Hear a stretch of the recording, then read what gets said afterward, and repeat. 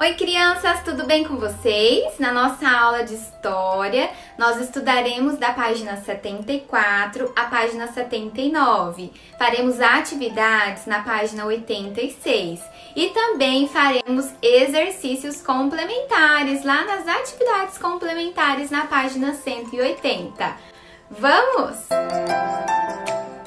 Então vamos lá, começando mais uma aula. Os povos que já habitavam o território.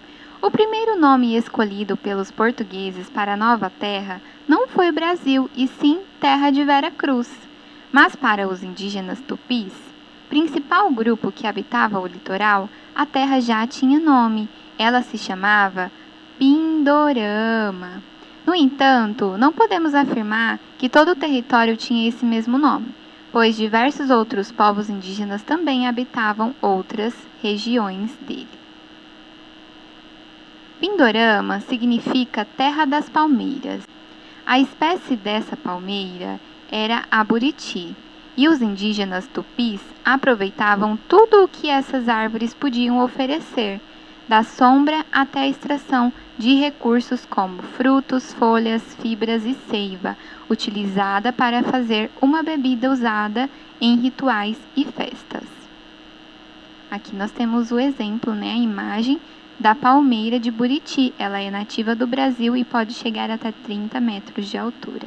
Os indígenas viviam da caça, da pesca e da agricultura de milho, amendoim, feijão, batata doce e principalmente mandioca. Para o plantio desses gêneros alimentícios, utilizavam a técnica de coivara, que era a derrubada e queimada de uma área de mata para limpar o solo e plantar. Além disso, domesticavam pequenos animais, como o porco do mato e a capivara.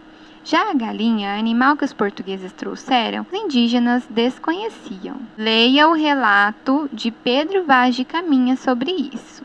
Mostraram-lhes um papagaio pardo que o capitão traz consigo. Tomaram-no logo na mão e acenaram para a terra, como quem diz que os havia ali. Mostraram-lhes um carneiro. Não fizeram caso. Mostraram-lhes uma galinha. Quase tiveram medo dela. Não lhe queriam pôr a mão e depois a tomaram como que espantados. Indígenas e portugueses tiveram conflitos devido às suas diferenças culturais e à imposição dos portugueses para que os indígenas se submetessem à adoção de seus costumes. Vários grupos indígenas chegaram a formar confederações para lutar contra os colonizadores que queriam tomar suas terras e escravizá-los. As palavras e o texto. Confederação, associação ou união de grupos diferentes que têm o mesmo objetivo. Uma delas foi a Confederação dos Tamoios, que reuniu indígenas tupinambás, guaianazes, aimorés e termiminós. Além disso, essa confederação estava com o apoio dos franceses que haviam invadido o Brasil em 1555, quando desembarcaram em Guanabara, atual cidade do Rio de Janeiro, e desejavam enfraquecer os portugueses no domínio das terras. Os portugueses saíram vitoriosos na luta que durou 10 anos. Em 1565, os franceses foram expulsos e milhares de indígenas morreram. Depois desse conflito, os portugueses fundaram a cidade do Rio de Janeiro. Os africanos e seus descendentes no Brasil.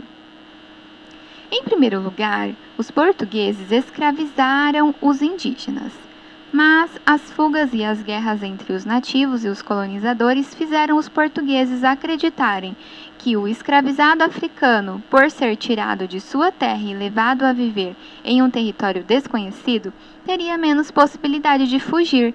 Além disso, o tráfico e a escravização de africanos era lucrativo para os portugueses. Aqui nós temos o mercado de escravos.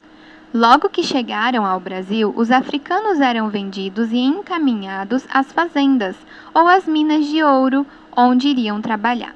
era comum a separação entre os membros das famílias africanas. Os africanos lutaram contra a escravidão de diversas formas. Além disso, criavam maneiras para conseguirem se expressar de acordo com suas origens culturais. Muitas dessas manifestações têm suas origens relacionadas à sua religiosidade e eram realizadas em sigilo, pois não eram permitidas pelos portugueses. No processo de escravização, os africanos tiveram seus laços familiares interrompidos ou desestruturados, causando consequências irreparáveis às famílias. Para superar a separação de seus familiares, eles criaram o malungo, um tipo de relação muito próxima entre as pessoas, como se fossem da mesma família, que passaram pela mesma experiência, que, nesse caso, era a própria escravidão. Você sabia? O encontro das culturas indígena, africana e portuguesa contribuiu para a construção da cultura brasileira, deixando heranças culturais que estão presentes em nosso cotidiano. Dos indígenas, herdamos o hábito de tomar banhos diários, de consumir alimentos à base de farinha e mandioca, além de usar a rede para descansar. Dos africanos, por exemplo, estão presentes em nosso vocabulário palavras como cafuné, batuque, caçula, quitanda e etc., além de muita tradição na música e na dança. Dos portugueses, a maior herança cultural foi a língua, mas também temos influência deles na culinária, como a confeitaria à base de ovos e açúcar, entre outros. Interação. A cultura afro-brasileira está presente em nosso dia a dia. Ela está na música, na culinária, na dança, na língua e em outras heranças dos povos africanos. Com a orientação do professor, você e seus colegas devem formar grupos para pesquisar uma manifestação cultural afro-brasileira. Você fará essa pesquisa com a sua família, ok? Vocês deverão trazer para a sala de aula imagens e informações sobre o tema da pesquisa. Também é possível selecionar vídeos e músicas para serem mostrados. Em seguida, apresente para os colegas da turma. Vocês farão os registros e enviarão para o seu professor. Então, vamos lá para as atividades? Mãos à obra. Leia as afirmativas e assinale V para verdadeiro e F para falso. Os primeiros povos que habitaram o Brasil mudavam sempre de lugar para conseguir alimento. Verdadeiro ou falso? Os povos primitivos se comunicavam por meio da pintura rupestre, da cerâmica e da escrita. Verdadeiro ou falso? Os portugueses e os africanos foram os primeiros povos a habitar o Brasil. Verdadeiro ou falso? Número 2. Por que nos livros de história atuais não se afirma que os portugueses descobriram o Brasil? Como podemos explicar este acontecimento? Número 3. Os indígenas e os portugueses tinham relações muito diferentes com a natureza. Descreva cada uma delas. Qual era a relação dos indígenas com a natureza e qual era a relação, o interesse dos portugueses com a natureza? Agora, nós vamos para as atividades complementares. Observe a imagem. Artesanato produzido pela população que vive atualmente na ilha do Marajó, no Pará. A população que vive atualmente na ilha de Marajó, no estado do Pará, desenvolve muitos trabalhos com artesanato e cerâmica. Os mais conhecidos são os vasos e os utensílios decorados com diferentes traços e cores.